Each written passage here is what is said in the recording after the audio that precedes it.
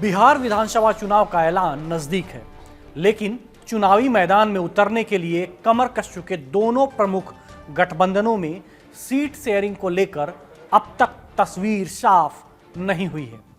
भले ही दोनों दलों की बातचीत अपने अंतिम दौर में आ गई है, लेकिन बिहार में सीटों के बंटवारे को लेकर एनडीए और महागठबंधन के दलों में अभी कोई गणित सेट नहीं हो पाया है। दोनों जगह कोई ना कोई पेच फंसा हुआ है। एनडीए के भीतर सीटों के बंटवारे की तस्वीर धीरे धीरे साफ हो रही है। सूत्रों के अनुसार इस बार जेडीयू बीजेपी से एक सीट अधिक लड़ेगी और उसकी संख्या करीब 100 तक पहुंच सकती है। पिछली बार जेडीयू 115 और बीजेपी 110 सीटों पर चुनावी मुकाबले में साथ उतरी थी। ऐसे में एनडीए के पास अपने सहयोगी दलों चिराग पासवान की लोक जनशक्ति पार्टी, जीतन राम मांझी की हम और उपेंद्र कुशवाहा की राष्ट्रीय लोक समता पार्टी को देने के लिए लगभग 40 सीटें बचती हैं। माना जा रहा है कि इस 40 सीटों में से लगभग 20-25 सीटें चिराग पासवान को ऑफर की जा सकती हैं, जबकि बाकी की सीटें मांझी और कुशवाहा के बीच बांटी जाएंगी। ये बंटवारा इस बात की ओर इशारा करता है कि एनडीए अपने गठबंधन सहयोगियों को संतुष्ट करने और चुनावी रणनीति को मजबूत बनाने के लिए सक्रिय प्रयास कर रहा है। एक और सवाल है जो बड़ा और नाजुक भी है। सवाल यही है कि क्या चिराग पासवान एनडीए के ऑफर की गई 20-25 सीटों पर संतोष कर लेंगे? उनका मानना है कि अपने 5 सांसदों की ताकत और पिछले प्रदर्शन को देखते हुए उन्हें कम से कम 30 सीटें तो मिलनी ही चाहिए। इतना ही नहीं, अब यह भी चर्चा जोरों पर है कि चिराग पासवान और रणनीतिकार प्रशांत किशोर के बीच बैठकों की संभावनाएं बढ़ रही हैं। माना जा रहा है कि इन बातचीतों का मकसद सीटों के बंटवारे और गठबंधन की रणनीति पर अंतिम सहमति बनाना हो सकता है। सवाल यह भी उठता है कि क्या चिराग इस बार बिहार में सीटों के बंटवारे को लेकर अपना केंद्रीय मंत्री पद जोखिम में डालने को तैयार होंगे? चिराग की रणनीति बिल्कुल साफ है, लोकसभा चुनाव की तरह विधानसभा में भी अच्छा प्रदर्शन करना। यही प्रदर्शन तय करेगा कि बीजेपी और एनडीए की सरकार बनाने की रणनीति किस दिशा में जाएगी। राजनीतिक जानकार मानते हैं कि इस बार चिराग की हर चाल गठबंधन समीकरणों पर सीधे असर डाल सकती है और बिहार की राजनीतिक तस्वीर बदलने में निर्णायक साबित हो सकती है। सीट बंटवारे में एक पेच चिराग पासवान का तो है ही है, एक पेच जदयू और बीजेपी के बीच सीटों की अदला बदली का भी है। दिग्घा विधानसभा सीट इस समय बीजेपी के हाथ में है, लेकिन इसका इतिहास और राजनीतिक महत्व इसे हमेशा चर्चा में रखता है।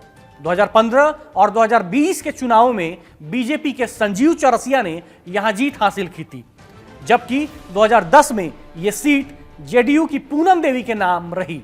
अब खबर यह है कि जेडीयू इस सीट की 2025 के बिहार विधानसभा चुनाव में वापस लेना चाहता है।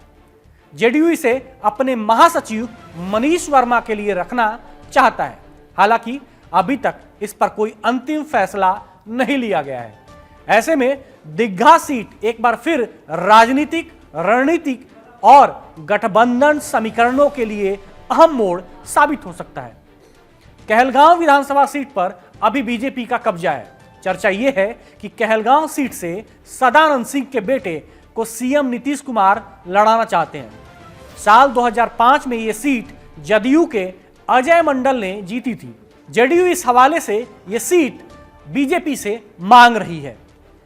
जनता दल यू के रणनीतिकारों की नजर बाढ़ विधानसभा पर भी है। वैसे बाढ़ विधानसभा पर बीजेपी का कब्जा है। जदयू ये सीट भी वापस मांग रही है। मिली जानकारी के अनुसार जदयू बाढ़ से आनंद मोहन के पुत्र चेतन आनंद को चुनाव लड़ाना चाहती है। अब फैसला बीजेपी को करना है कि जदयू के रणनीतिकारों की नजर में मोकामा विधानसभा सीट भी है। इस बार जदयू इसे अनंत सिंह के लिए वापस चाहती है। वहीं दूसरी तरफ महागठबंधन की पेच की तस्वीर भी बिल्कुल साफ है।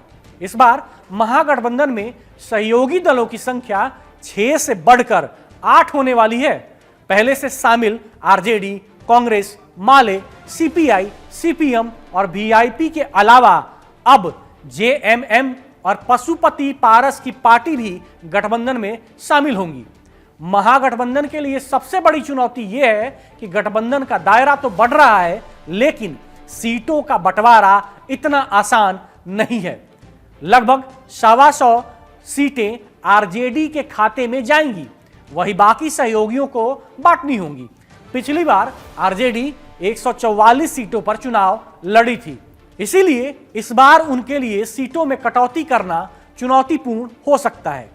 कांग्रेस इस बार लगभग 70 सीटों पर नहीं लड़ रही है, लेकिन 62-64 सीटों की मांग जरूर कर रही है। हालांकि इस बार कांग्रेस का जोर संख्या पर नहीं, बल्कि यह तय करने पर है कि वो कौन सी सीट से लड़ेगी। इस समीकरण के बीच तेजस्वी यादव के सामने ये चुनौती है कि महागठबंधन जितना बड़ा है, उतना ही रणनीतिक संतुलन बनाए रखना भी महत्वपूर्ण होगा। महागठबंधन के भीतर सीटों का बंटवारा इस समय सबसे गर्म राजनीतिक मुद्दा बन चुका है। कांग्रेस और आरजेडी के बीच चल रही बातचीत का केंद्र यही है कि गठबंधन में हर दल को उसकी हिस्सेदारी मिल सके, बराबर बराबर बांटी जा सके। यही कारण है कि कांग्रेस ने तेजस्वी यादव को अभी तक महागठबंधन का मुख्यमंत्री उम्मीदवार घोषित नहीं किया है। उनका तर्क साफ है कि जब तक सीटों का बंटवारा तय नहीं हो जाता, तब तक सीएम चेहरे की घोषणा करना गठबंधन के संतुलन के लिए जोखिम भरा होगा। इसी बीच वीआईपी प्रमुख मुकेश सहनी भी सुर्खियों में हैं। वो करीब 60 सीटों की मांग कर रहे हैं। साथ ही डिप्टी सीएम का पद भी अपने लिए सुरक्षित रखना चाहते हैं। सहनी स्पष्ट कर चुके हैं कि सीटों की संख्या पर बातचीत की जा सकती है, लेकिन डिप्टी सीएम पद पर कोई समझौता किसी से नहीं होगा। इस पूरे समीकरण से यह स्पष्ट है कि महागठबंधन जितना बड़ा होता जा रहा है, उतना ही उसकी रणनीति और संतुलन बनाए रखना जटिल होता जा रहा है। सहयोगियों की मांगों और आरजेडी की बढ़ती सत्ता आकांक्षाओं के बीच तेजस्वी यादव के लिए यह चुनौती किसी खेल से कम नहीं है। हर निर्णय गठबंधन की दिशा और चुनावी रणनीति पर सीधा असर डाल सकता है। महागठबंधन में सीटों के बंटवारे को लेकर राजनीतिक खींचतानी अब चरम पर पहुंचती दिख रही है। वीआईपी प्रमुख मुकेश सहनी का कहना है कि महागठबंधन को केवल मुख्यमंत्री चेहरे की घोषणा ही नहीं, बल्कि डिप्टी सीएम का चेहरा भी समय रहते घोषित कर देना चाहिए। याद रहे 2020 में सहनी एनडीए के साथ थे। उन्होंने 13 सीटों पर चुनाव लड़ा था और 4 सीटें जीती थी। अब 60 सीटों की मांग वो महागठबंधन में कर रहे हैं। सहनी कितनी सीटों पर समझौता करेंगे, ये तो आने वाला समय ही बताएगा। वहीं माले पिछले चुनाव में 19 सीटों पर लड़ा था और 12 जीत हासिल की थी। इस बार उनका दावा है कि उन्हें और अधिक सीटें मिलनी चाहिए। सीपीआई और सीपीएम को पिछली बार क्रमशः 6 और 4 सीटें दी गई थी और उन्होंने सभी जीत ली थी। इस बार भी उन्हें लगभग वही सीटें मिलेंगी। इसी तरह पशुपति पारस और जेएमएम को भी 3-4 सीटें देने का फैसला तय माना जा रहा है। कुल मिलाकर सीटों के बंटवारे को लेकर दोनों बड़े गठबंधनों एनडीए और महागठबंधन में मतभेद और खींचातानी बनी हुई है।